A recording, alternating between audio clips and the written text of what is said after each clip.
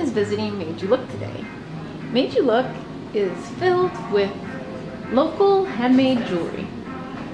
It's not only a retail space at the front,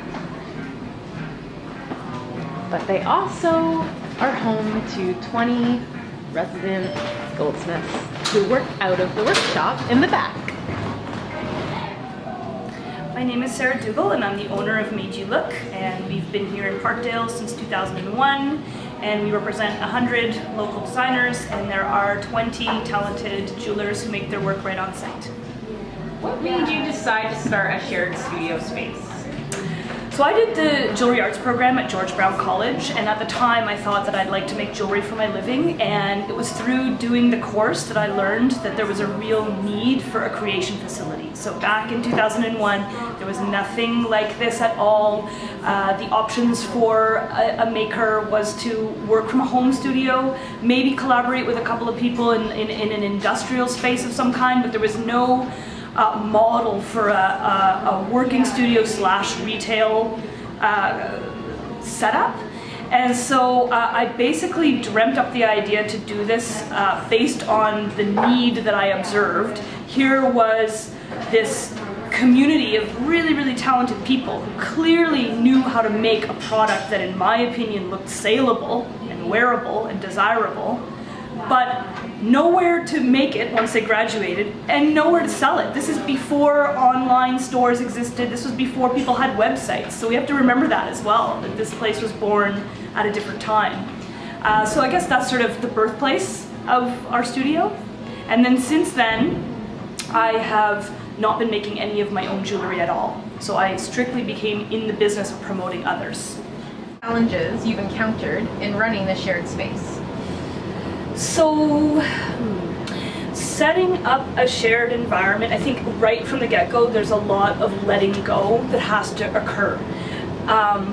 What was important for me is what's going to make this space special is if it can reflect all of the individuals who embody the space.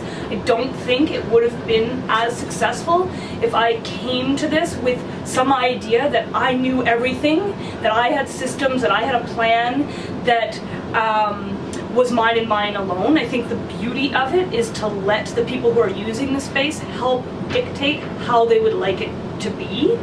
So I think that is a tricky balance to find, because I think part of the nature of a true entrepreneur is to be a bit of a control freak and to have like really crisp, clear ideas about how they would like to see their world, and then to let other people into that space and say, you know what, no, I'm going to provide a platform for you to shine, for you to be you, and for you to use this platform to your best ability and to your advantage, and for us all to benefit from that collective energy. So I feel like that's the challenge. The challenge is the letting go, because I might want to micromanage. I might want to think that I know a lot about what I'm doing, but every time we introduce a new person into the space, I want that person to feel like this is their space too.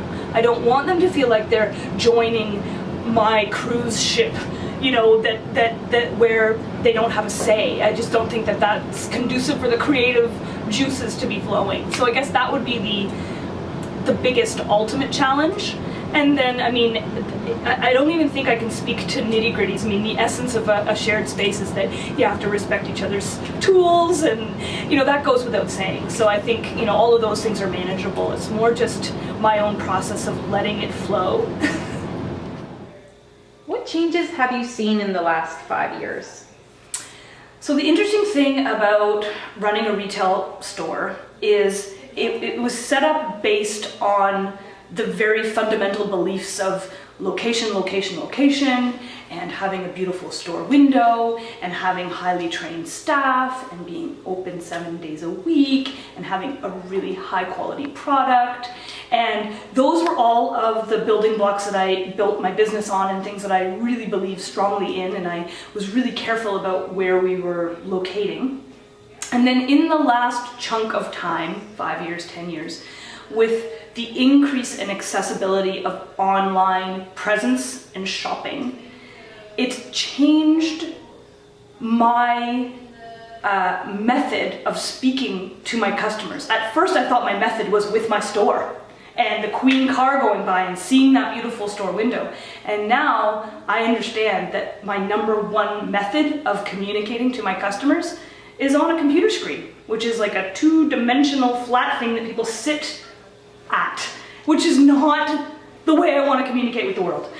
So that has been a challenge and what I consider to be a major shift in the way that people trade goods. You know, jewelry has been a part of human history since the beginning of time. I got into this thinking that it was a really, really authentic thing to trade jewelry, to make something and trade it. And now that anyone can string a bead on a chain and have an Etsy shop, it's changed the way that we do business. So that's the major shift that I've noticed, and I've had to remind my staff and remind the people that I work with how important we can make a retail experience for a customer, and how they can be reminded of what extra bells and whistles they get from going into a store and interacting with a sales staff. And so anyway, clearly I could talk more about this, but I think that's the number one thing that has changed the most over time in terms of running a retail store. Bridal jewelry tends to be a little bit more safe and conservative and not necessarily breaking all of the design rules. So as much as I wanted to be able to sell it, I sort of felt like it would be better to showcase it in its own environment. So we've expanded this room. Used to be, we called it the library, so we had our suppliers' catalogs and books, and now we've converted it into a bridal showroom. We also call it the Classics Collection, depending on which customer's in the space, and it's thematic. You can sort of see lots of pearls, lots of white, feathers, crystals, generally the muted color palette. And what's fascinating, so we basically had this room open for a couple of weeks, and it was very much almost a construction site for a while, and we were still inviting customers back, and we've sold a ton of work from this space. So that was kind of a good sign that this was something that the customers were able to understand, and I think they appreciate that we've sort of pulled this collection together. Brides often have a lot on their mind, so for us to be able to say, no worries, honey, guess what? Anything you choose from this room is going to work well. So that's kind of what we're doing, and I'm still learning about the space a little bit, but the room also doubles as a client meeting room as well, so we can do that in here too.